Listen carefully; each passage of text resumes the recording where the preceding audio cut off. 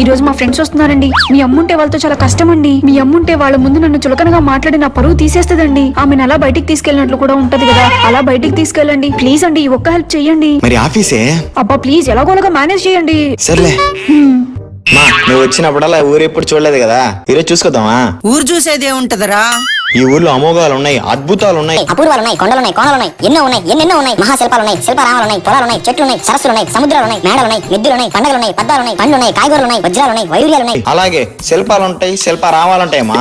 అవునా, ఇంకెప్పుడన్నా పోదాం లేరా, ఊరు నుంచి బంధువులు వస్తున్నారు.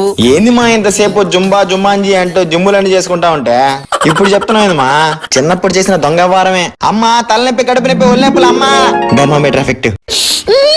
అయ్యో అయ్యో ఏమే, మీరెవరు ఇంటికి రాకండి. మా ఆయన ఒళ్ళు బాలకు ఊగిపోతున్నాడు. మా వాడికి ఒంట్లో ఏం బాగలేదయ్యా, మీరు రావాకండి.